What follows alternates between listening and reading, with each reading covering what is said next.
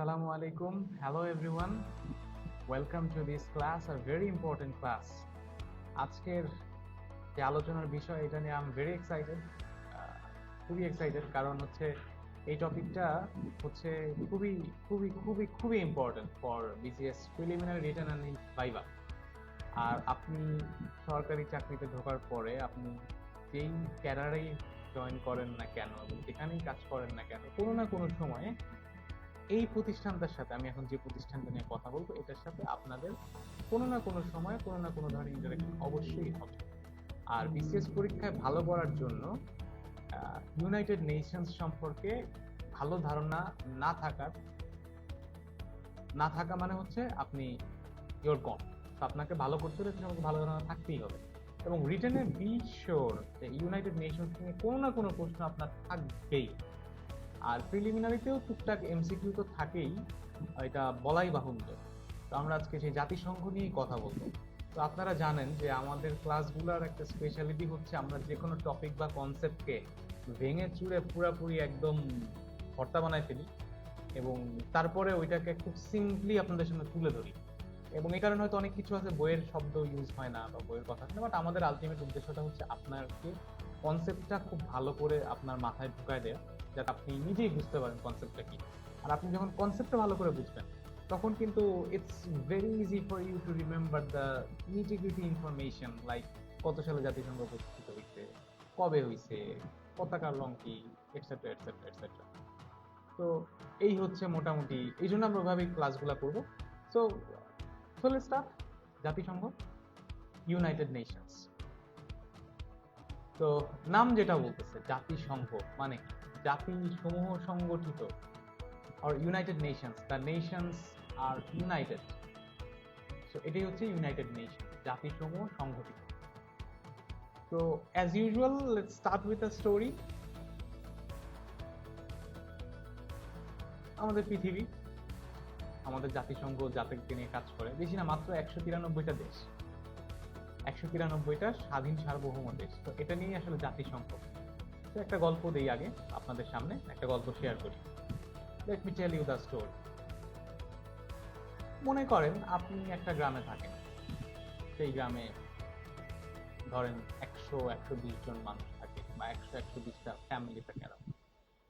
তো কি হয়, বিভিন্ন কারণে বিভিন্ন সময় বিভিন্ন ইস্যুতে আপনাদের মধ্যে মারামারি, হানাহানি, ঝগড়াঝাটি লেগেই থাকে। কোনো ইউনিটি নাই সমাজে, কোনো ধরনের কোনো ইউনিটি নাই, যে যাকে পারতেছে মারতেছে, কোনো আইন নাই, কোনো বিধিবিধান নাই, যার ক্ষমতা আছে সেই সব কিছু করতেছে। ধরেন আপনি এরকম একটা গ্রামে আপনি আছেন, এই গ্রামে এরকম একটা খুব ভয়াবহ মারামারি হইল, হানাহানি একদম, কেউ কাউকে ছাড়বে না। যেমন আমরা মাঝে মধ্যে দেখি দুই গ্রামবাসীর মধ্যে যেরকম মারামারি হয়, এইরকম মনে করে খুব খারাপ অবস্থা। এখন এরকম একটা মারামারি হইলো, মারামারি হওয়ার পর দেখা গেল যে প্রচুর ক্ষয়ক্ষতি হইলো, মানুষ কেউ মারা গেছে, কেউ হসপিটালাইজ, কেউ খুব আহত হয়েছে, কেউ বেড রিডেন, মৃত্যু সজ্জায়। তো এরকম যে সিচুয়েশন গুলা, এরকম একটা অবস্থা তৈরি হইল। এরকম অবস্থা তৈরি হওয়ার পরে সবাই রিয়েলাইজ করলো যে আসলে যদি আমরা এইভাবে মারামারি করতে থাকি, একটা সময় আমরা সবাই কিন্তু উইল বি দ্য লুজার্স। কারণ মারামারি, হানাহানি, সংঘাত, রক্ত এগুলা কখনো শান্তি আনতে পারে না।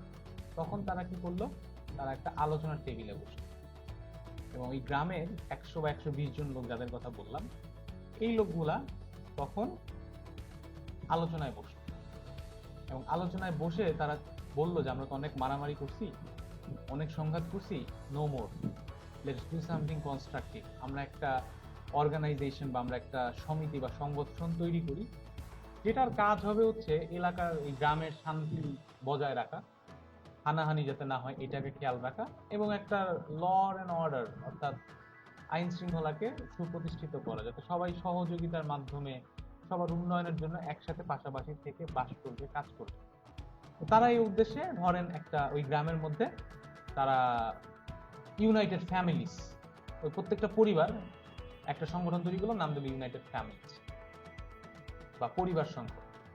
তো এখন এই 100 বা 120টা যে মানুষ বা ফ্যামিলি বললাম, এই 120 বা 100টা মানুষের জায়গায় আপনি 100 বা 120টা দেশকে কনসিডার করেন, তাহলেই you will get the United Nations. তো সেই 100 বা 120টা জাতি বা দেশ তারা এক হয়ে ইউনাইটেড নেশনস গঠন করবে। যে মারামারির কথা বা হানাহানির কথাটা বললাম ওই গ্রামের, তো আসলে পৃথিবীর হানাহানিটা একটু দেখে আসি চলেন। তো আমরা জানি যে দুইটা বিশ্বযুদ্ধ হয়েছিল, বিশ্বযুদ্ধ 1 এবং বিশ্বযুদ্ধ 2, বা প্রথম বিশ্বযুদ্ধ, দ্বিতীয় বিশ্বযুদ্ধ, ওয়ার্ল্ড ওয়ার 1, ওয়ার্ল্ড ওয়ার 2। তো যখন আপনারা you can refer to our classes on world war 1 and world war 2। তো যখন দ্বিতীয় বিশ্বযুদ্ধটা হয় 1939 থেকে 1945, প্রায় 6 বছর মেয়াদী যে ইউরোপের যুদ্ধটা হতো, ইউরোপ হচ্ছে ওই গ্রামটা, যে গ্রামের কথা আমি বললাম একটু আগে। তো ওই ইউরোপেই সবসময় মারামারি লেগে থাকতো, হানাহানি লেগে থাকতো। Europe was never United. Europe কখনোই এক ছিল না, একতাবদ্ধ ছিল না।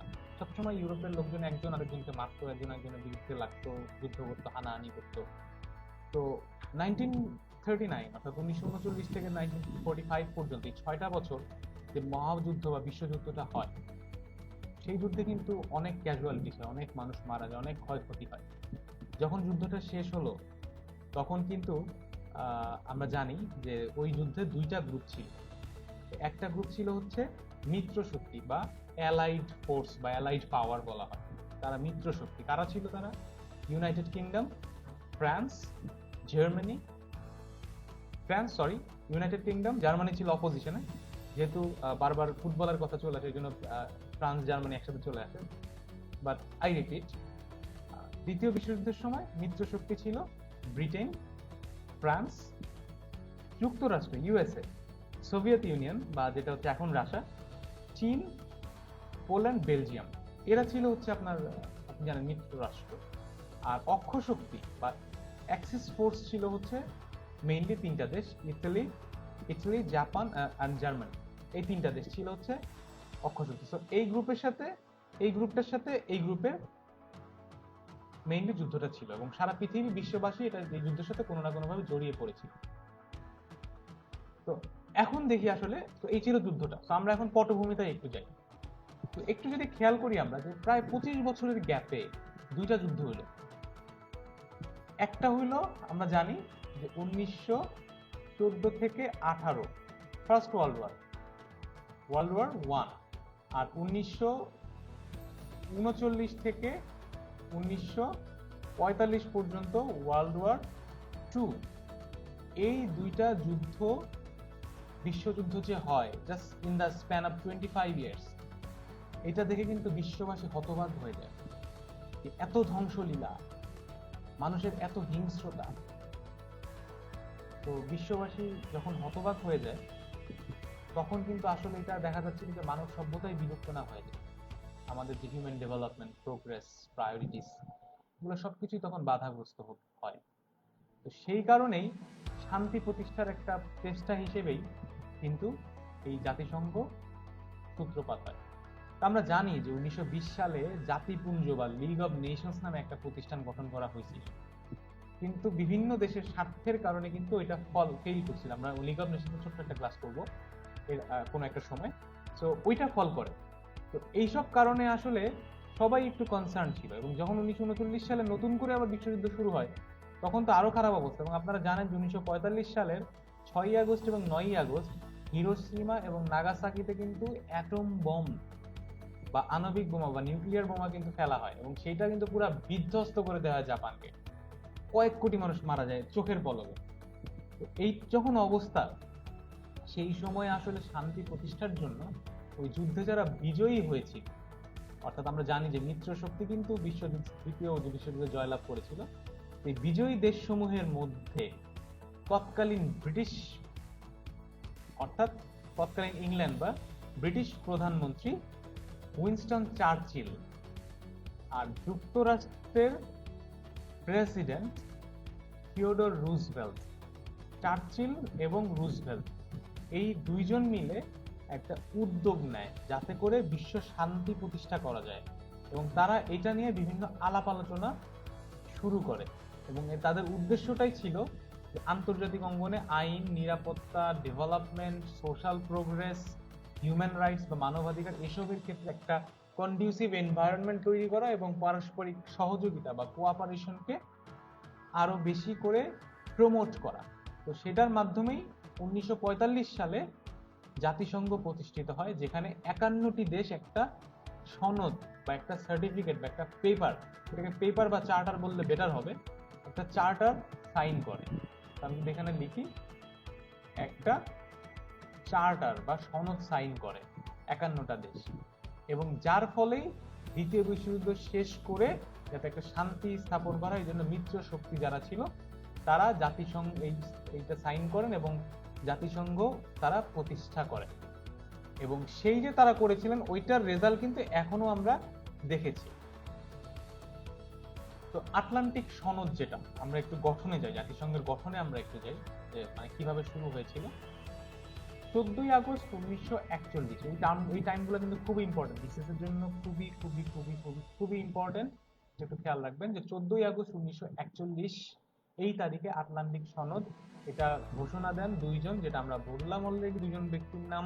একজন হচ্ছেন রুজভেল্ট, যিনি মার্কিন প্রেসিডেন্ট বা ইউএসএ প্রেসিডেন্ট ছিলেন, এবং আরেকজন হচ্ছেন চার্চিল, যিনি ব্রিটিশ প্রধানমন্ত্রী ছিলেন। এবং এটা খেয়াল করবেন কেন আটলান্টিক চার্টার বলা হয়, এটা আটলান্টিক সনদ, আটলান্টিক মহাসাগর আমরা জানি। আটলান্টিক মহাসাগরে ব্রিটিশ নৌতরি প্রিন্স অব ওয়েলস, নামটা খেয়াল রাখবেন, প্রিন্স অব ওয়েলসে এই বিশ্ব শান্তি এবং নিরাপত্তা প্রতিষ্ঠার জন্য এই দুইজন ডিগনিটারি বলবো আমি, রুজভেল্ট এবং চার্চিল, তারা কিন্তু এইটা সাইন করেন, আটলান্টিক সনদ একটা ঘোষণা দেন তারা। এবং এটা ছিল দেখেন 1941, টাইম লাইনটা একটু খেয়াল করবেন। তার 2 বছর পরে 1943 সালে তেহরানে, ইরানের রাজধানী তেহরানে, রুজভেল্ট মার্কিন প্রেসিডেন্ট ছিলেন, এখনো আছেন, উনি এই 43 সালেও আছেন। চার্চিল ইংল্যান্ডের প্রাইম মিনিস্টার, উনিও ছিলেন, এবং এর সাথে আরেকজন যোগ দেন, তিনি হচ্ছেন স্টালিন, যিনি হচ্ছেন রাশিয়া, অর্থাৎ সোভিয়েত ইউনিয়নের সেক্রেটারি জেনারেল ছিলেন তখন, সোভিয়েত ইউনিয়নের। তো এই তিনজন নেতা তেহরানে একটা সম্মেলন করেন, যেটাকে তেহরান সম্মেলন বলে, এবং এই ইরানের তেহরানে উপস্থিত সম্মেলনে এই তিনজন নীতিগতভাবে এক হন যে আমাদের যুদ্ধ থামাইতে হবে, এবং এই পৃথিবীতে যাতে নেক্সট টাইম কোনো এরকম যুদ্ধ না হয় এত ম্যাস স্কেলে, সেটা প্রোটেক্ট ঠেকানোর জন্য কোনো মারামারি করব না, হানাহানি করব না, লেটস হ্যাভ আ সলিউশন। তো ওইটার জন্যই আসলে এই তিনজন মিলে, রাশিয়া, ইউকে এবং ইউএসএ, এরা কিন্তু জাতিসংঘটা গঠনের ব্যাপারে তারা নীতিগত সিদ্ধান্ত নেন। এরও 2 বছর পরে আমরা একটু খেয়াল করব, তো 41-এ ছিল আটলান্টিক সনদ, 43-এ তেহরান সম্মেলন, এবং 45-এ অর্থাৎ 1945 সালের ফেব্রুয়ারি মাসে ইয়াল্টা সম্মেলন হয়। ইয়াল্টা হচ্ছে ইউক্রেনে অবস্থিত, ইউক্রেনের ইয়াল্টায়। সো খেয়াল করবো আমরা, একটা হচ্ছে আটলান্টিক মহাসাগরে, একটা হইছে ইরানের তেহরানে, আর একটা হচ্ছে ইউক্রেনের ইয়াল্টায়। তো ইয়াল্টায়ও কিন্তু আরেকটা সম্মেলন হয়, ইয়াল্টা সম্মেলন নামে, যেখানে মেইন ফোকাস ছিল আসলে এই ওই তিন নেতা রুজভেল্ট, চার্চিল এবং স্টালিন, তারা মিলিত হন। তারা মিলিত হয়ে কিন্তু মেইনলি চিন্তা ভাবনা করেন যে কিভাবে ইউরোপকে আবার নতুন করে সাজানো যায়, কারণ Europe was never at piece, সবসময় ইউরোপ মারামারি করত, রাইট? তো এই ইয়াল্টা সম্মেলনটাকে ক্রিমিয়া সম্মেলন নামেও কিন্তু অবহিত করা হয়। তো সেই সময় ঠিক করা যে 5টা রাষ্ট্রের ভিটো ক্ষমতা থাকবে, আমরা এটা পরে আসতেছি, ঠিক আছে? আপনার এই 3টা সম্মেলন, তিনটা একটু মনে রাখবেন। দেন ফেব্রুয়ারিতে ইয়াল্টা সম্মেলন হলো 1945 সালের 25শে এপ্রিল, ভেরি ইম্পর্টেন্ট।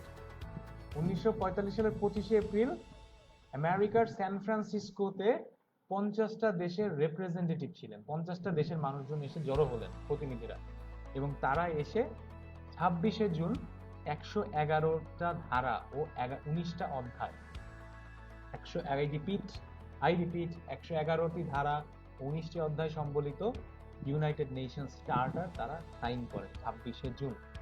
এবং 15ই অক্টোবর সম্মেলনে অংশ না নেয়া প্রথম দেশ হিসেবে পোল্যান্ডও জাতিসংঘ সনদে সাইন করে, আর এই সনদটা কার্যকর হয় 24শে অক্টোবর থেকে। অর্থাৎ দেখেন, পোল্যান্ড কিন্তু ওই সান ফ্রান্সিসকো সম্মেলনে উপস্থিত না থাকা সত্ত্বেও সে কিন্তু এই সনদটা কার্যকর হওয়ার আগে সাইন করেছিল, এই জন্য পোল্যান্ডকেও কিন্তু জাতিসংঘের প্রতিষ্ঠাতা দেশ ধরা হয়। এবং সান ফ্রান্সিসকো সম্মেলনে উপস্থিত রাষ্ট্র ছিল 50টা, কিন্তু স্বাক্ষর করে 51টা, পোল্যান্ড সহ। এইটা হচ্ছে, এবং তারা ওই তারিখে 24 অক্টোবর 1945, যেদিন থেকে এটা কার্যকর হয়, সেদিন থেকে জাতিসংঘ প্রতিষ্ঠিত হয়। সো কিছু গুরুত্বপূর্ণ information, very important for the BCS preliminary exams. So first হচ্ছে দ্য এস্টাবলিশমেন্ট বা প্রতিষ্ঠা 24 অক্টোবর 1945, যেদিন থেকে জাতিসংঘ সনদ কার্যকর হয়। খেয়াল রাখবেন ব্যাপারটা। প্রতিষ্ঠাকালীন সদস্য ছিল 51টি, পোল্যান্ড সহ। বর্তমান সদস্য 193টি, খেয়াল রাখবেন। পর্যবেক্ষক দেশ হচ্ছে 2টি, আপনারা জানেন সেটা, ভ্যাটিকান সিটি এবং ফিলিস্তিন। আর সর্বশেষ সদস্য হয়েছে দক্ষিণ সুদান বা সাউথ সুদান। সাউথ সুদান তারা হচ্ছে 14 জুলাই 2011 তারিখে সদস্যপদ লাভ করে। আরো কিছু জেনারেল ইনফরমেশন। আমরা জানি জাতিসংঘের সদর দপ্তর নিউ ইয়র্কে অবস্থিত এবং নিউ ইয়র্কে এই জন্য প্রত্যেকটা দেশেরই একটা করে স্থায়ী দূতাবাস আছে, বা যেটাকে বলা হয় পার্মানেন্ট মিশন। আর ইউরোপে যে জাতিসংঘের সদর দপ্তর সেটা সুইজারল্যান্ডের জেনিভাতে অবস্থিত। এবং জাতিসংঘের মূল যে যদি আমি ধরি যে মূল অর্গান বা যেটাকে সংস্থা বলতে পারেন, তো মূল অর্গান যেটা সংস্থা বা শাখা সেটা হচ্ছে 6টি। সেই 6টি নিয়ে আমরা কথা বলবো এখন। অফিসিয়াল ল্যাঙ্গুয়েজ, জাতিসংঘের অফিসিয়াল ল্যাঙ্গুয়েজ কিন্তু 6টি। কি কি? English, French, Chinese, Russian, Spanish and Arabic, অর্থাৎ ইংরেজি, ফরাসি, চীনা, রুশ, স্প্যানিশ ও আরবি। একটু আমরা যদি খেয়াল করি 6টা ভাষা কিভাবে আসলে পছন্দ করা হলো। প্রথম কথা হচ্ছে ইংরেজি মোটামুটি পৃথিবীর আন্তর্জাতিক ভাষা হিসেবে স্বীকৃত, সবাই ইংলিশ বলতে পারে। এবং যেহেতু প্রতিষ্ঠাকালীন যে প্রধান যে দুটি দেশ, যুক্তরাজ্য এবং যুক্তরাষ্ট্র, আই মিন ব্রিটেন এবং ইউএসএ, এদের ভাষা ইংরেজি, সেই কারণে ইংলিশ চলে এসেছে। ফরাসি বা ফ্রান্সও কিন্তু একটা মিত্র শক্তি ছিল, এবং ফ্রান্স যেহেতু একটা প্রতিষ্ঠাতা খুব বড়ই ভূমিকা পালন করেছে, এবং ফ্রান্সের কলোনি ছিল আফ্রিকান অনেক দেশ, এবং আফ্রিকার অনেক দেশেই কিন্তু ফ্রেঞ্চ হচ্ছে তাদের মাদার টাং বা মাতৃভাষা, সেই কারণে ফ্রেঞ্চ কানা হয়েছে। চীনা, আপনারা জানেন যে যেহেতু প্রতিষ্ঠাতাকালীন 5টা দেশকে ভিটো ক্ষমতা দেওয়া হয়, চাইনা ইজ ওয়ান অফ দেম, এবং চাইনা ছিল largest population in the world, তো তাদের রিপ্রেজেন্টেশন রাখার জন্য চীনা ভাষা কানা হয়েছে। রাশিয়ান বা রুশ ভাষা একইভাবে, যেহেতু সোভিয়েত ইউনিয়ন ছিল প্রতিষ্ঠাকালীন একজন গুরুত্বপূর্ণ সদস্য, স্টালিন ছিলেন সেখানকার, তো সেই কারণে রাশিয়ান।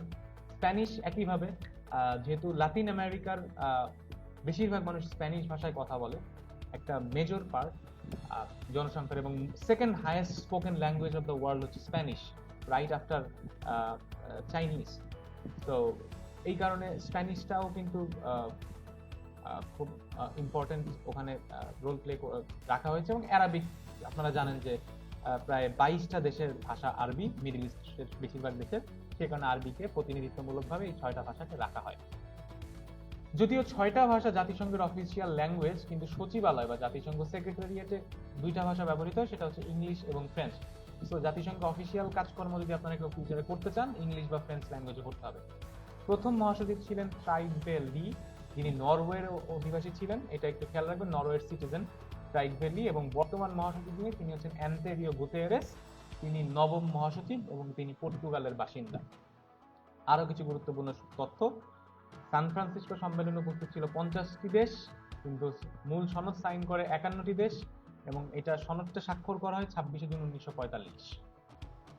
জাতিসংঘের এই মুহূর্তে সদস্য নয় পৃথিবীতে এমন 4টি দেশ রয়েছে: তাইওয়ান, ভ্যাটিকান সিটি, কসোভো এবং ফিলিস্তিন। এখানে কিছু কথা আমরা একটু বলে রাখি। তাইওয়ান হচ্ছে চীনের একটা অংশ, এটা চীনের অংশ, সেই কারণে তাইওয়ানকে অনেক দেশে কিন্তু স্বাধীন হিসেবে স্বীকৃতি দেয় না, তারা মনে করে তাইওয়ান চীনের একটি অংশ, যেমন একটা উৎকৃষ্ট উদাহরণ হচ্ছে বাংলাদেশ। এই কারণে চীন থাকাতে তাইওয়ান জাতিসংঘের সদস্য নয়। ভ্যাটিকান সিটি অবজারভার স্টেট, আপনারা জানেন এটা খ্রিস্টীয় ধর্মাবলম্বীদের জন্য একটা খুব ইম্পর্টেন্ট প্লেস।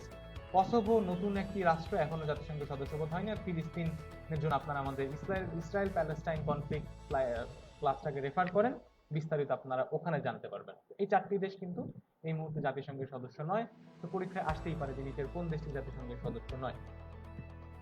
তবে এরা সদস্য না হলেও এদের মধ্যে 2টি দেশ, ভ্যাটিকান এবং ফিলিস্তিন, যারা জাতিসংঘের স্থায়ী পর্যবেক্ষক। একটু খেয়াল করবেন, আমি কিন্তু অনেক তথ্য ইচ্ছা করেই 2বার 3বার বা 4বার করে আপনাদের সামনে নিয়ে আসি, কারণ এমসিকিউ মুখস্থ করা একটা চ্যালেঞ্জিং একটা টাস্ক।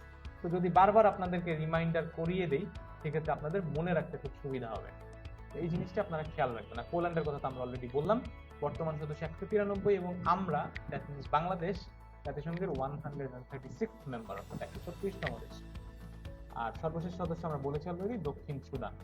এর মধ্যে জাতিসংঘ থেকে কিছু বহিষ্কার বা পদত্যাগ হয়েছিল। জাতিসংঘ থেকে স্বেচ্ছায় জাতিসংঘ ত্যাগ করেছিল এমন একটি দেশ হচ্ছে ইন্দোনেশিয়া। 1965 সালে আবার ফিরে আসে। আর বসনিয়ায় হত্যাকাণ্ড পরিচালনার জন্য যুগোস্লাভিয়ার সদস্যপদ 1997 সালে স্থগিত করা হয়। বর্ণবাদের কারণে দক্ষিণ আফ্রিকার সদস্যপদ 1974 সাল থেকে 1994 সাল পর্যন্ত 20 বছর স্থগিত ছিল। আর পূর্বে তাইওয়ান জাতিসংঘের একটা সদস্য ছিল, এখন সে চীনের কাছে নিজের সদস্যপদ হারিয়েছে 1971-এ। কারণ আমরা যখন চায়নার ইতিহাস বলেছি বা বলবো, তখন ওই ক্লাসটা করলে আপনারা জানতে পারবেন যে বিস্তারিত আমরা ওই ক্লাসে বলেছি, বা আপনারা ক্লাসগুলো দেখবেন যে চায়নায় কিন্তু প্রথমে তাইওয়ান কিন্তু বলে নিজেদের নাম Republic of China, but China কিন্তু তাদের নাম বলে পিপলস রিপাবলিক অফ চায়না। তো আমরা জানি যে পিপলস রিপাবলিক অফ চায়না সৃষ্টি হয়, এবং তখন ওই সময় রিপাবলিক অফ চায়না যারা ছিল তাদেরকে কিন্তু অনেকটা বের করে দেওয়া হয় চীন থেকে, এবং তাদেরকে তাইওয়ানে কিন্তু প্লেস করা হয়। তো ওই সময় যেহেতু চায়নার কন্ট্রোলটা ওই সময়ের শাসক গোষ্ঠী নিয়ে নেয়, এবং চায়নার নামকরণ করা হয় পিপলস রিপাবলিক অফ চায়না। তো পিপলস রিপাবলিক অফ চায়না বা পিআরসির কাছে তাইওয়ান কিন্তু সদস্যপদ হারিয়ে ফেলে। তো কিছু ইম্পর্টেন্ট কোয়েশ্চেন আমরা কিছু পয়েন্টস আমরা রিমাইন্ড করি। আপনারা জানেন এগুলো। জাতিসংঘ বিশ্ববিদ্যালয় জাপানে অবস্থিত, এবং জাতিসংঘের পতাকাটা কেমন? জাতিসংঘের পতাকাটা কিন্তু একটা ব্লু ব্যাকগ্রাউন্ড, একটা নীল রঙের একটা ব্যাকগ্রাউন্ডের উপরে জাতিসংঘের লোগোটা দেয়া।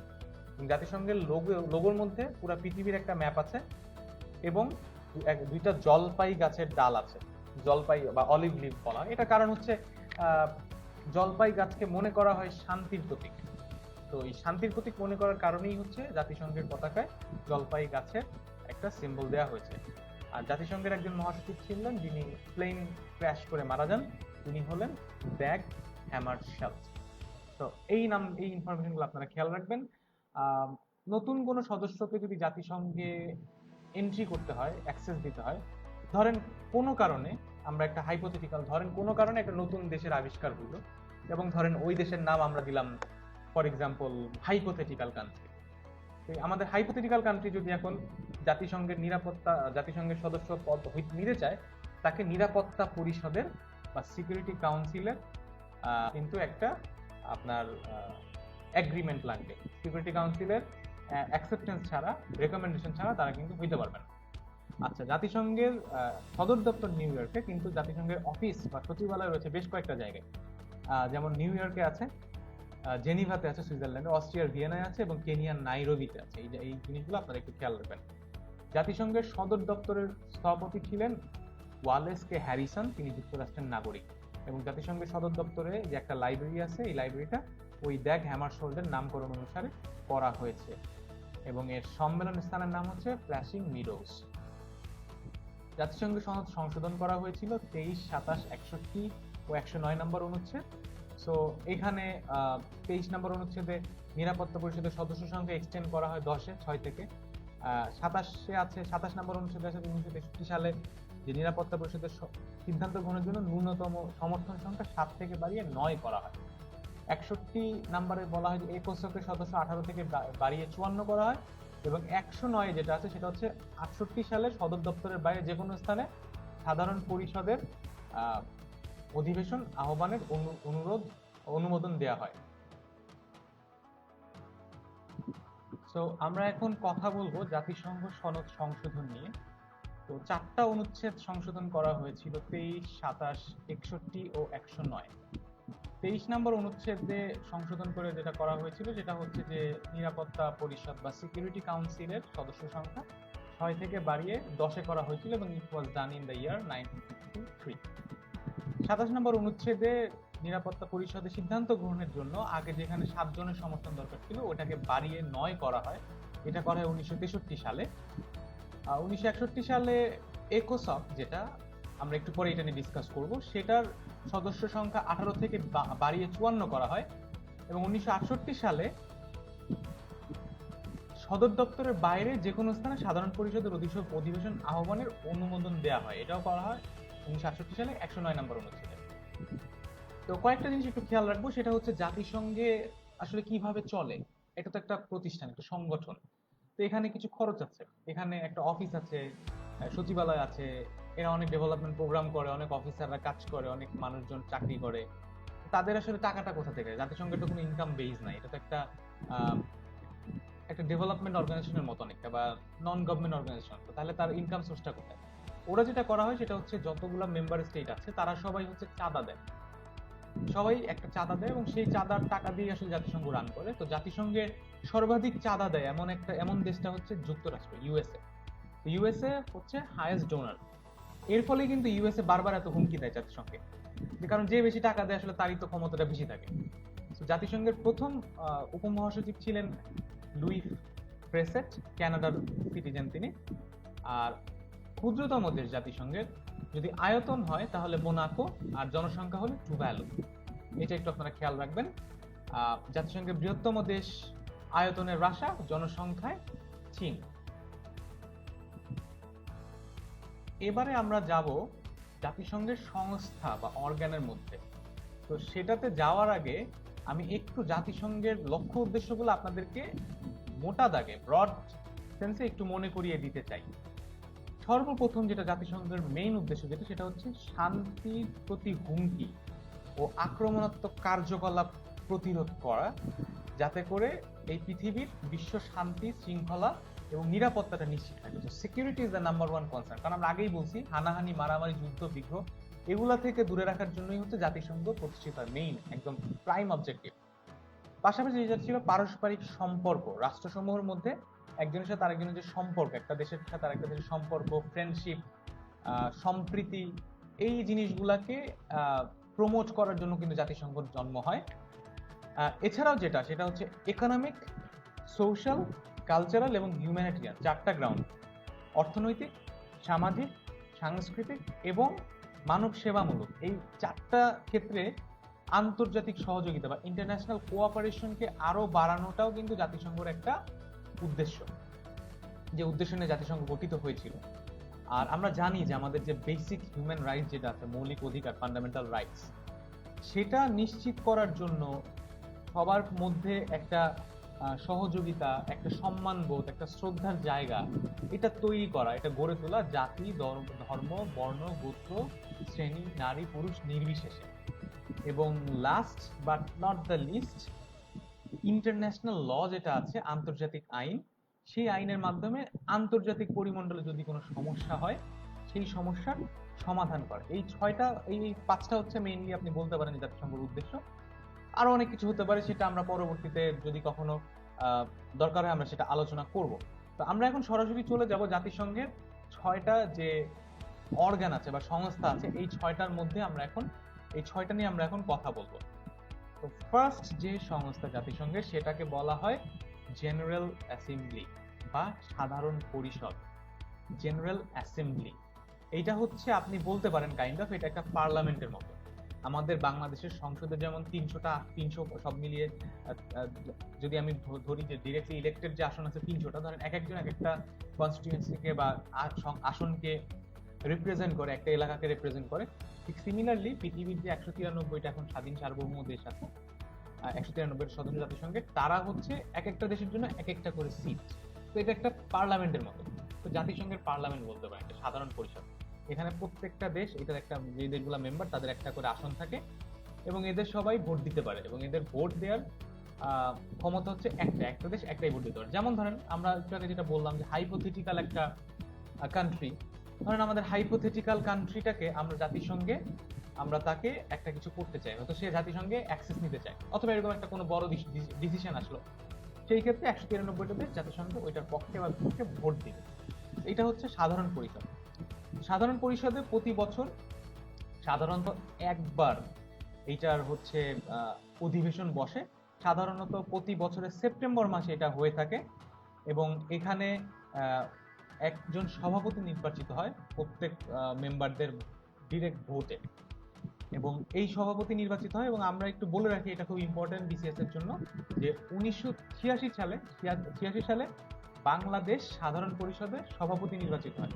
তো বাংলাদেশ সভাপতি নির্বাচিত হয়েছিল, এবং এই সময় বাংলাদেশের পক্ষে সভাপতিত্ব করেছিলেন হুমায়ুন রশিদ চৌধুরী। এই ইনফরমেশনগুলো আপনারা একটু প্লিজ মনে রাখবেন, এই স্পেসিফিক কয়েকটা ইনফরমেশন। সাধারণ পরিষদ আসলে কি কাজ করে? সাধারণ পরিষদের একটা বড় কাজ হচ্ছে আলোচনা করা, so to discuss. So if there is any international issue, সেটা নিয়ে সাধারণ পরিষদ ডিসকাস করবে, প্রথম আলোচনা করবে। কি নিয়ে আলোচনা করবে? আন্তর্জাতিক শান্তি, নিরাপত্তা, এগুলা নিয়ে, মানবাধিকার, মেইনলি ম্যান্ডেট গুলা কিন্তু এখানেই, শান্তি, নিরাপত্তা, piece, security and human rights.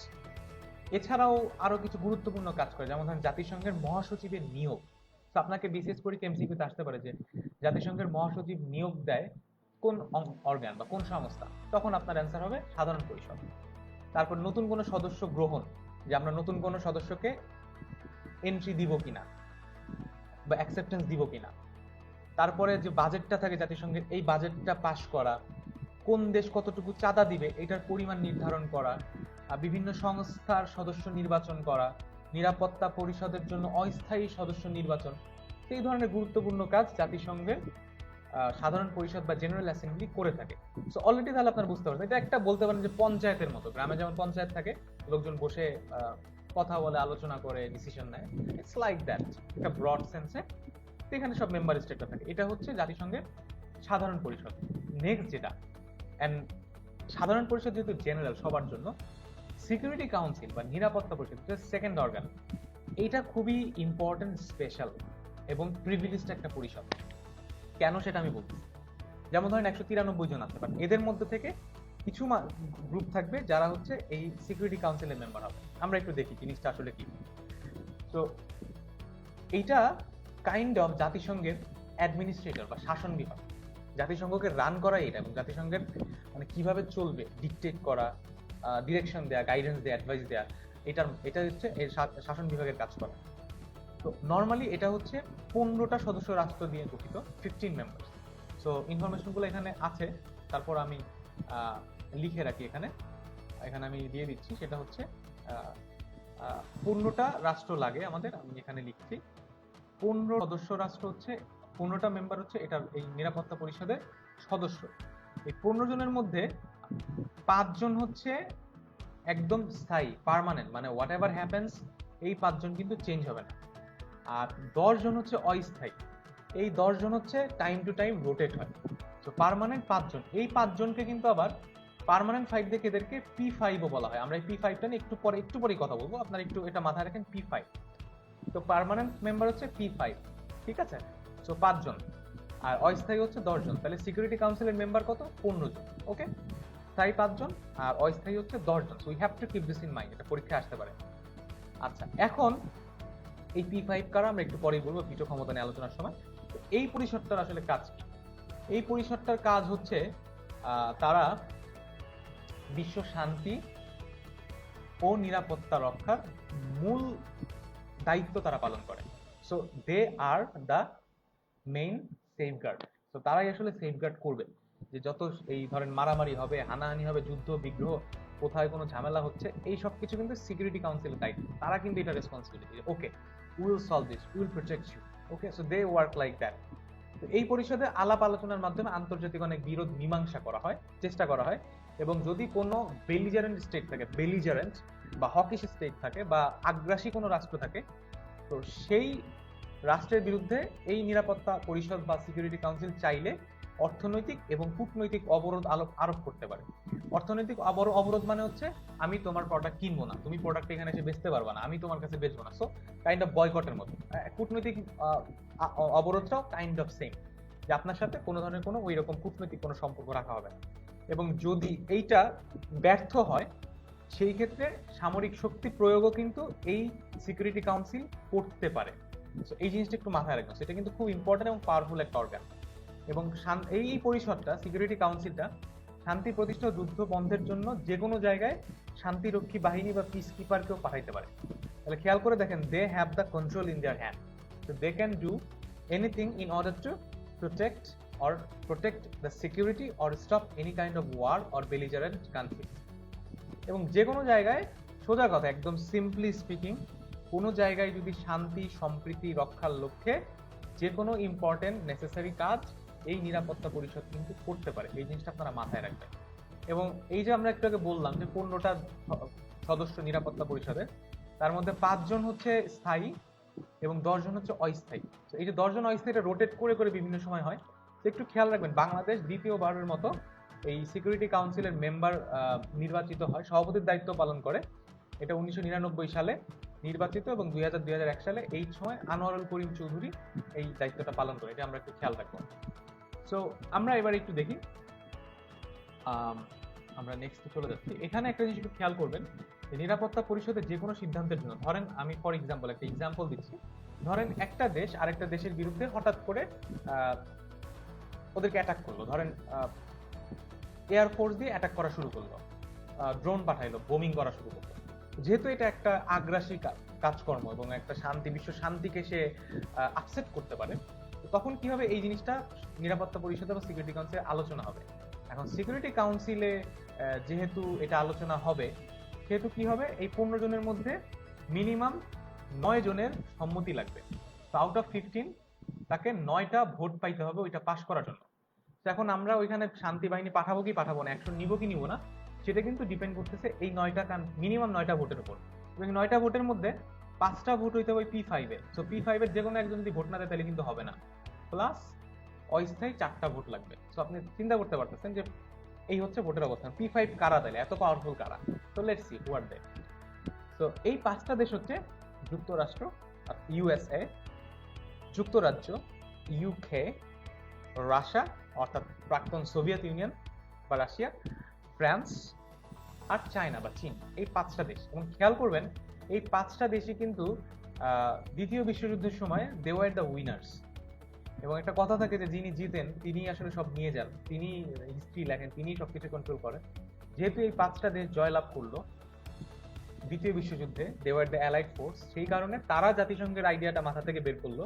And that's why তারা ওভাবেই চিন্তা করলো যে ঠিক আছে, আমরা যেহেতু বিশ্ব শান্তির মানে কাইন্ড অফ তারাই মোরাল হয়ে গেল, তারাই হচ্ছে মানে বিগ ফাইভ, তারাই পৃথিবীটাকে চালানোর দায়িত্ব নিয়ে নিল, পৃথিবীকে টেক কেয়ার করার দায়িত্ব নিয়ে নিল। Okay, we are everything, we don't need any of you, আমরাই সব থাকাবো। এই যে 5টা দেশ, 5টা মোড়ল, এই 5টা মোড়ল হচ্ছে USA, UK, রাশিয়া, ফ্রান্স ও চায়না। এটা আপনারা একটু খেয়াল রাখবেন।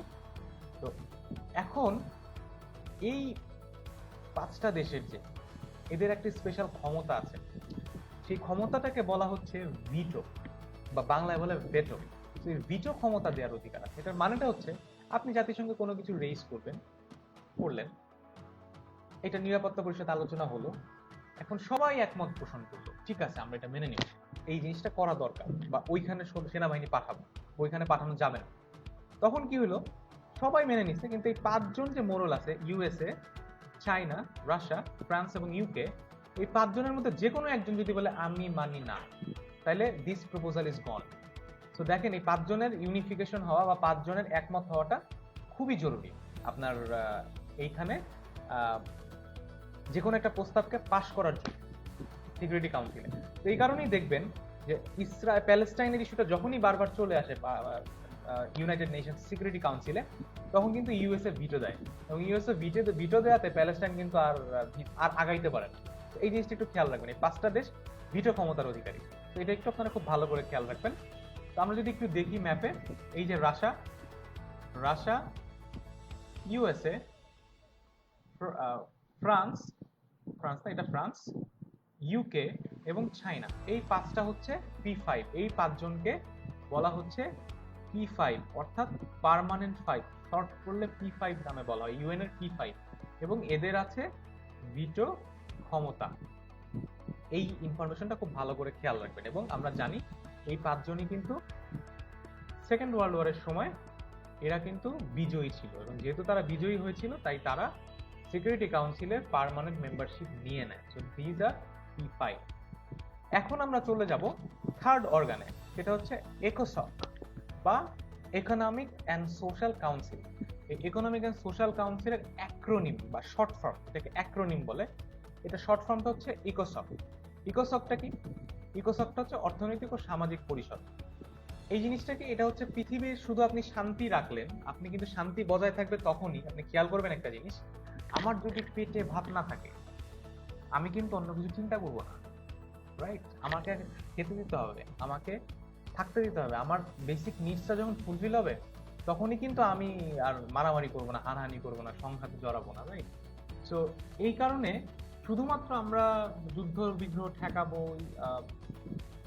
যে কোনো জায়গায় পিস কিপার পাঠাবো, তাহলেই কিন্তু শুধুমাত্র সমস্যাটা আপনি এটা হচ্ছে আপনি একটা কি করছেন, আপনি একটা ঘটনা ঘটলে আপনি রিয়াকশন করছেন, কিন্তু you are not taking anything that can prevent it. So you need to take some preventive measure, কারণ সমস্যা তো গোড়া থেকে শেষ করতে হবে।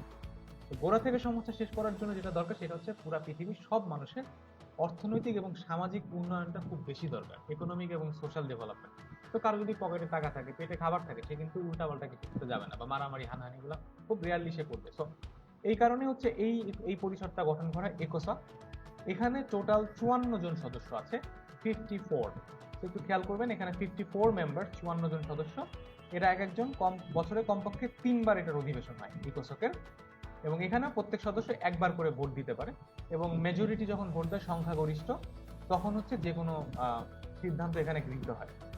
আর এটার কার্যাবলী হচ্ছে খুব simple, as the name suggest, নাম যেভাবে বলছে সেটা হচ্ছে এই পরিষদের সদস্য রাষ্ট্রগুলো মানুষের জীবনযাত্রার মান উন্নয়ন, যেটা বললাম সামাজিক এবং অর্থনৈতিক জীবনযাত্রার মান উন্নয়ন, বেকার সমস্যার সমাধান, তারপরে আপনার খাদ্য, কৃষি, শিক্ষা, চিকিৎসা, মৌলিক মানবাধিকার, সোজা কথা বেসিক ফান্ডামেন্টাল হিউম্যান রাইটস, এইটাকে প্রমোট করার জন্য এরা সব ধরনের কাজ করে, ওয়েলফেয়ার টাইপের কাজকর্ম, এবং বিভিন্ন ধরনের সুপারিশ করে এইটা, যেটা তারা জাতিসংঘের জেনারেল অ্যাসেম্বলিকে প্রেরণ করে।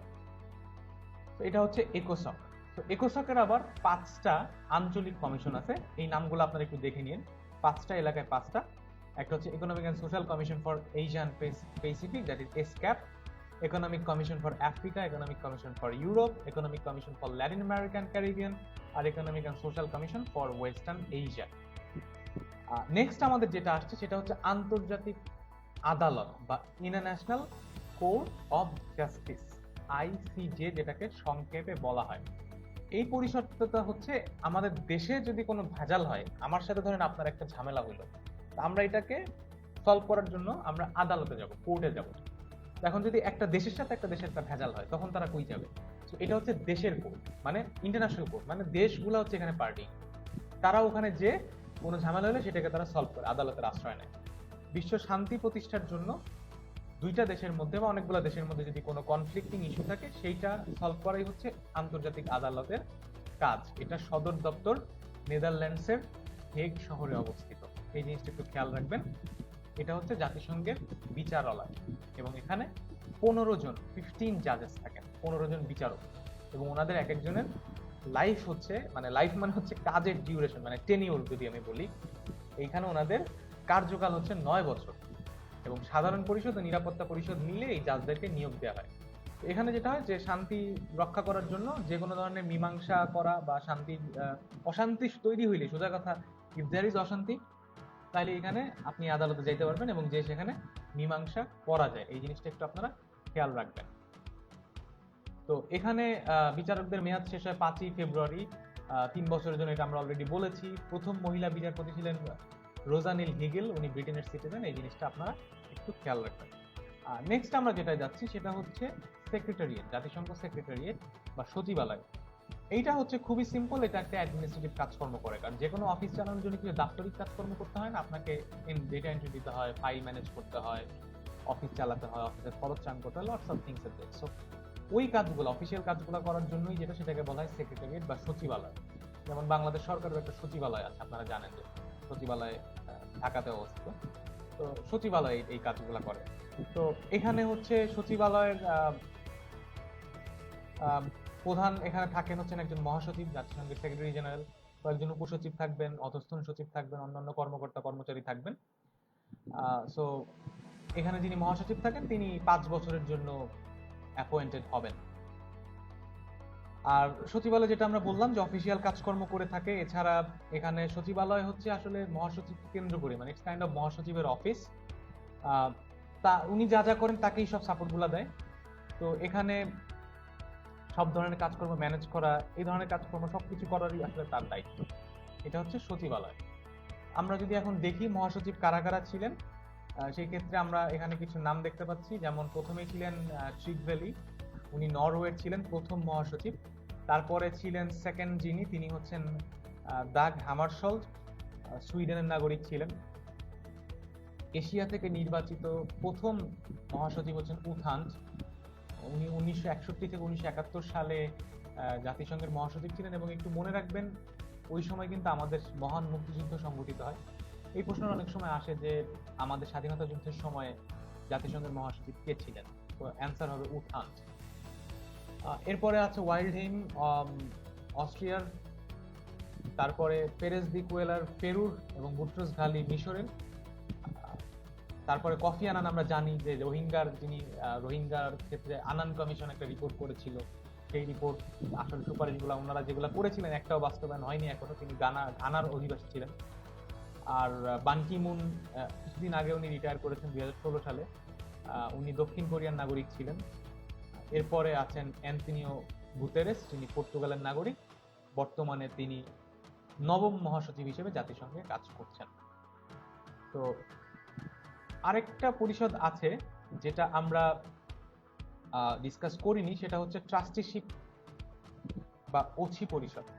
এটা আসলে যেটা ছিল, একটা সময় কলোনিয়ালিজম ছিল। আপনারা আমাদের কলোনিয়ালিজমের ক্লাসটাকে রেফার করতে পারেন ডিটেলস জানার জন্য। তো কলোনিয়ালিজমের সময়ে যখন আস্তে আস্তে কান্ট্রিজ গুলা ইন্ডিপেন্ডেন্স পাওয়া শুরু করলো, স্বাধীন হওয়া শুরু করলো, তখন এই স্বাধীনতাটা তো আসলে কারো তত্ত্বাবধানে এটাকে মানে ব্রিটিশ কলোনিগুলা চলে যাবে। কারণ একটা কলোনি যখন তার মাস্টার তাকে ছেড়ে চলে যাচ্ছে, তখন কিন্তু ওখানে অনেক ধরনের চ্যালেঞ্জ চলে আসে, সিকিউরিটি, সেফটি, স্টেবিলিটি। সেটার জন্য এই পরিষদটা ছিল।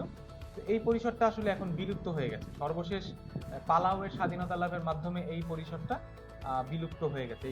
বিলুপ্ত মানে এটা এখন সাসপেন্ড, এটা বিলুপ্ত বলা যাবে। It is still a part of United Nations, কিন্তু এটা এখন সাসপেন্ডেড, এটা এখন কাজ হচ্ছে না। যদি ভবিষ্যতে আবার কখনো কেউ যদি কোনো কলোনি হয়, কলোনাইজেশন আবার চলে আসে এরকম কিছু, তখন হয়তো আবার উই ক্যান সি যে ট্রাস্টিশিপ চলে আসছে।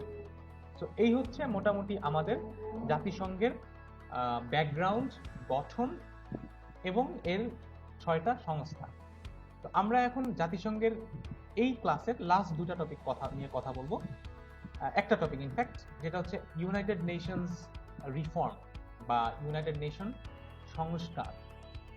তো জাতিসংঘে একটা জিনিস আমরা দেখেছি যে, ধরেন আমরা বললাম যে কেউ যদি চায় যে জাতিসংঘে কোনো একটা কিছু নিয়ে কথা বলবে, একটা লেজিট কজ, যেমন ধরেন প্যালেস্টাইন বা ফিলিস্তিনের যে কজটা, ফিলিস্তিন স্বাধীনতা চায়, কিন্তু পারে না কেন? সবাই রাজি, শুধু আমেরিকা বলে না আমি মানি না, আমেরিকা গিভস আ ভিটো। এরকম অনেক ক্ষেত্রে দেখা যায় যে ভিটো পাওয়ারের কারণে একটা ইমব্যালেন্স চলে আসে। তো ওরা ওই 5 মোড়লের উপর পৃথিবী চলতেছে। এই 5 মোড়ল যারা যা খুশি তাই করতে পারে, তারা নিজেরা শান্তি শৃঙ্খলা রক্ষা করার দায়িত্ব নিয়ে নিতে। তো these are the problem, these are the challenges. এই কারণে ইউএন রিফর্মের কথা বারবার চলে আসে। এই জন্য সবাই যেটা বলে যে আমাদের তো P5 আছে, বাট P5 কে এক্সপ্যান্ড করা দরকার, মানে সম্প্রসারণ করা দরকার। এই ভিটো পাওয়ারটা একটু কমাই দিতে হবে বা P5 কে আরো বাড়াইতে হবে, যাতে করে ডেমোক্রেসিটা আরো বেশি রিফ্লেক্টেড হয়। এইটা কিভাবে দেখেন একটু খেয়াল করে। সো এটার জন্য চলে আসে হচ্ছে একটা টার্ম, সেটা হচ্ছে P5 কে ওরা চায় যে P5 কে চেঞ্জ করে P5 প্লাস G4, মানে টোটাল 9টা দেশ হবে ভিটো পাওয়ারের বা পার্মানেন্ট মেম্বার। সেই পার্মানেন্ট যে কাউন্সিল, এইটার পার্মানেন্ট মেম্বারদের সংখ্যাটাকে এক্সপ্যান্ড করা। So P5 plus G4। Now what is G4? G4 আর কিছুই না, G স্ট্যান্ডস ফর গ্রুপ, মানে 4টার গ্রুপ আছে। আমরা তো 5টা দেশ দেখলাম ভিটো পাওয়ারের পার্মানেন্ট মেম্বার, সাথে আরো 4টা দেশ এটা হইতে চায়। মানে তারা বলতেছে আমাকেও দাও, তোমরা 5 জন একা কেন পৃথিবী চালাবা? We also want to be the part of this, right? তো এই 4টা দেশ কারা একটু খেয়াল করবেন। এই 4টা দেশ হচ্ছে ইন্ডিয়া, জাপান, জার্মানি এবং ব্রাজিল। এদেরকে একত্রে বলা হচ্ছে G4। আবার অনেকে বলে যে ঠিক আছে, আরো 2টা দেশকে নিতে হবে, অর্থাৎ টোটাল 5 প্লাস 4 প্লাস আবার 2। এই 2 কারা? এই 2 বলে যে আফ্রিকা থেকে যে কোনো 2 জন হইতে হবে। কাদের নাম আসে? ইজিপ্টের নাম আসে, মাঝে মধ্যে নাইজেরিয়ার নাম আসে, আর সাউথ আফ্রিকার নাম আসে। বলা হয় যে এই 3টা থেকে যে কোনো 2 জন কিনতে হবে। সো টোটাল 11 জনের নাম প্রস্তাব করা হচ্ছে। 5 জন না, এটা এক্সটেন্ড করে 11 জন হবে। এখন একটু আমরা যদি খেয়াল করি যে ওয়ার্ল্ডের ম্যাপটাতে জাতিসংঘের রিফর্মটা আসলে কতটুকু দরকার বা দরকার না, ডিসিশন আপনারা নেবেন। আমি জাস্ট পয়েন্টগুলো দিয়ে দিচ্ছি, কারণ I am not here to take any position. I will just give you the ideas and it's you who will decide what to do. আর তো সেটাই বলছি। তো দেখুন একটু খেয়াল করে আমাদের পার্মানেন্ট 5 হচ্ছে ইউএসএ এখানে, ইংল্যান্ড এখানে, ফ্রান্স এখানে, রাশিয়া এখানে, চায়না এখানে। খেয়াল করে দেখেন এই পার্মানেন্ট 5-এ কিন্তু ইন্ডিয়ান সাবকন্টিনেন্ট এই পার্টের কোনো প্রতিনিধি নাই, কিন্তু জাস্ট দেখেন এই পার্টের কিন্তু কোনো প্রতিনিধি নাই। অথচ পৃথিবীর 700 কোটি মানুষের মধ্যে প্রায় 150 কোটি মানুষ এই জায়গায় থাকে। India, Pakistan, Bangladesh, Nepal, Bhutan, Sri Lanka, Indian subcontinent মানে আমাদের রিজনের কোনো, তার মানে আমি যদি বলি তাহলে আপনি বলতে পারেন যে প্রায় 700-র মধ্যে 150 মানুষ এখানে থাকে, প্রায় মোর দ্যান 25 বা 30% মানুষ এখানে থাকতেছে। তাহলে যদি সেটাই হয় তাহলে আমাদের তো রিপ্রেজেন্টেটিভ নাই, তাহলে তো এটা একটা ইমব্যালেন্স। তুমি আমাকে শাসন করবা বাট আমার কোনো রিপ্রেজেন্টেটিভ নাই পার্মানেন্ট সিটে, ওকে, এটা একটা। সেকেন্ডলি দেখবেন আফ্রিকার কারো কিন্তু কোনো রিপ্রেজেন্টেশন নাই। আফ্রিকা তো বড় একটা মহাদেশ, এশিয়ার পরে আফ্রিকা 54টা দেশ না 55টা দেশ এখন এটা ইয়া হয়েছে। তো এরপরেও কিন্তু আফ্রিকা মহাদেশের কিন্তু কোনো রিপ্রেজেন্টেশন নাই। তারপরে সাউথ আমেরিকারও কোনো কিন্তু রিপ্রেজেন্টেশন নাই। তো এই এবং এইটা দেখেন ব্লকগুলো আমি দেখাচ্ছি আপনাদেরকে, আফ্রিকান ব্লকের কোনো রিপ্রেজেন্টেশন নাই, সাউথ আমেরিকান ব্লকের কোনো রিপ্রেজেন্টেশন নাই, ইন্ডিয়ান ব্লকের কোনো রিপ্রেজেন্টেশন নেই, এবং পৃথিবীর যে প্রায় 150 কোটি মুসলিম আছে এই মুসলিম পপুলেশন এই জায়গাটা মিডিল ইস্ট এবং এই পার্টটা, এই পার্টেরও কিন্তু কোনো রিপ্রেজেন্টেশন কিন্তু নাই। তাহলে কিভাবে আপনি এই 5 জনকে সিলেক্ট করলেন? কারণ এই 5 জন জিতছে, যুদ্ধটা জিতছে, তারা যুদ্ধ জিতে তারা তাদের মতো ডিসিশন নিয়ে ফেলেছে।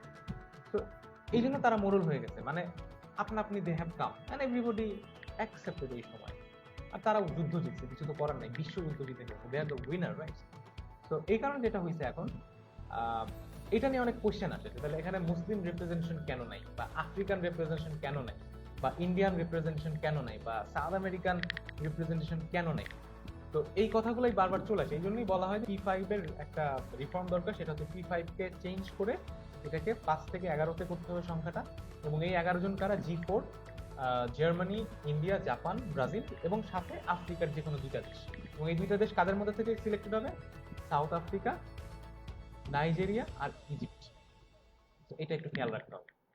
আচ্ছা, এখন আমরা একটু দেখি যে আসলে জাপান এবং জার্মানি কেন নাই? এত বড় দেশ, এত ইকোনমিক্যালি এরা এত উন্নত ডেভেলপ কান্ট্রি হওয়া সত্ত্বেও জাপান এবং জার্মানি কেন এই এই এই P5 এ নাই? Simple answer, because they were the losers of the second world war. এই কারণে তাদেরকে সিকিউরিটি কাউন্সিলে পার্মানেন্ট মেম্বার করা হয়নি। তো তারা এখন চাই হইতে টাইম মিলছে আসলে দরকার কিনা। সো ইউএন রিফর্ম নিয়ে যদি কখনো কিছু আসে তো আপনারা এটা এখন জেনে গেলেন। দেখো পরীক্ষায় এমসিকিউতে প্রশ্ন আসতেই পারে যে ইউএন সিকিউরিটি কাউন্সিল নিচে কোন দেশটির মেম্বারশিপের কথা বারবার আসছে সামনে। সেক্ষেত্রে আপনি তখন নামগুলো জানেন যে Brazil, Germany, India, Japan, G4 এবং পাশাপাশি সাউথ আফ্রিকার 2টা দেশ। এই 2টা দেশ ইলেক্টেড হবে either Egypt, Nigeria or south আফ্রিকার মধ্যে থেকে। এটা একটা। এখন এই যে G4 আছে, G4 যদি ভিটো পাওয়ার পেয়ে যায়, একটা জিনিস খেয়াল করবেন যে আমার শত্রু দেশ বা আমি যাকে পছন্দ করি না সে যদি একটা এরকম ক্ষমতা পেয়ে যায় তখন কিন্তু আমি কিন্তু উইক হয়ে যাবো। আমি একটা হয়তো ওই দেশের বিরুদ্ধে একটা কিছু নিয়ে আসলাম জাতিসংঘে, সে ওটা ভিটো পাওয়ার দিয়ে দিল এবং তখন আমার কথা কেউ শুনবে না বা আমার আমার কোনো কিছুই হবে না। সেক্ষেত্রে যেটা হবে, এদেরকে প্রোটেস্ট করে G4 এর একটা অ্যান্টি গ্রুপ আছে। এই অ্যান্টি গ্রুপটার নাম হচ্ছে ইউনাইটিং ফর কনসেনসাস, যাদেরকে খুব কলোকুয়ালি ইনফর্মালি কফি ক্লাব নামেও ডাকা হয়। এদের আসলে কোনো অফিসিয়াল কোনো গ্রুপ নাই, কিন্তু এদের একটা নীতিগত একটা প্ল্যাটফর্ম আছে। যেমন G4 এর একটা নীতিগত প্ল্যাটফর্ম, যে তারা এক হয়ে কাজ করে, 4 জন একই কথা বলবে যাতে করে তারা পার্মানেন্ট মেম্বারশিপটা পায়। এবং এই 4 জন যাতে না পায়, I mean Germany, Japan, India এবং ব্রাজিল, এই 4 জন যাতে না পায় সেই জন্য একটা ব্লক তৈরি হচ্ছে। এই ব্লকে কারা কারা আছে? জার্মানির সাথে ইটালি। তো ইটালি বলতেছে না, এই গ্রুপ হবে না, এটা করা যাবে না, কারণ এমনিতে অনেক ঝামেলার মধ্যে আছি আমরা, আরো যদি মেম্বার বেড়ে যায় পার্মানেন্ট মেম্বার তো আরো ঝামেলা বাড়বে। ইন্ডিয়া যেহেতু আছে, ইন্ডিয়াকে অপোজ করবে অবশ্যই পাকিস্তান, পাকিস্তান সেখানে থাকবে, এটা একটা। আবার জাপান ওখানে আছে, ওর পাশে কোরিয়া ওখানে এটাকে অপোজ করতেছে। আর ব্রাজিল আছে, তো আর্জেন্টিনা অপোজ করতেছে। আর ওইদিকে আরো কিছু কান্ট্রি আছে, স্পেন, কানাডা, মেক্সিকো, টার্কি, এরাও এই গ্রুপের একটা পার্ট, এরা এটাকে আবার বিরোধিতা করে। তো মুদ্রা কথা হচ্ছে আমরা যাই বলি না কেন আলটিমেটলি এই কফি ক্লাব বা ইউনাইটিং ফর কনসেনসাস বা G4 what ever we say, আসলে জাতিসংঘ অনেক ভালো কাজ করেছে, অনেক সমালোচনাও আছে, কিন্তু জাতিসংঘের সবচেয়ে আমি যেটা মনে করি যে সেকেন্ড ওয়ার্ল্ড ওয়ারের পরে যে উদ্দেশ্যে জাতিসংঘ তৈরি হয় যে আর কোনো বিশ্বযুদ্ধ হবে না ওইটাকে থামানোর জন্য, তো সেটাতে আমি বলবো এখন পর্যন্ত কিন্তু জাতিসংঘ কোয়াইট সাকসেসফুল, কারণ সেকেন্ড ওয়ার্ল্ড ওয়ারের পরে কিন্তু আমরা ওই স্কেলে কোনো রকম কোনো বিশ্বযুদ্ধ দেখিনি। হ্যাঁ, কিছু কিছু জায়গায় জাতিসংঘের ভিটো পাওয়ারের ইউজ বা মিস ইউজ হয়েছে, যেটা আমরা বলবো অনেক ক্ষেত্রে, যেমন আমরা আফগানিস্তান ওয়ার দেখেছি, সিরিয়ায় ওয়ার হচ্ছে, ইরাকে ওয়ার হচ্ছে, আমরা দেখেছি আরব স্প্রিং হয়েছে, ভিয়েতনাম ওয়ার হয়েছে, কোরিয়ান ওয়ার হয়েছে। সো এই জায়গাগুলো আসলে অনেক যুদ্ধ হয়েছে যেখানে জাতিসংঘ আরো কনস্ট্রাকটিভ রোল প্লে করতে পারতো, কিন্তু সবারই আসলে গুড সাইড ব্যাড সাইড থাকে, এই লিমিটেশন নিয়ে কাজ করতে হবে। তো আমাদের জাতিসংঘ অ্যাজ অ্যান অর্গানাইজেশন একদম সিম্পল, এটার ব্যাকগ্রাউন্ড বা ইতিহাস, এটার স্ট্রাকচার বা কাঠামো এবং কিছুটা সমালোচনা, এই জিনিসটা নিয়ে আমরা আজকের ক্লাসে ডিসকাস করলাম। আশা করি আপনাদের প্রিলিমিনারি পরীক্ষায় এবং পরবর্তীতে রিটেন এবং ভাইভাতে এই ক্লাসটা অনেক অনেক অনেক বেশি হেল্প হবে। সো আপনারা একটু কনসেপ্ট বুঝে বুঝে পড়তে থাকুন। Hopefully all of you will be successful. Thank you.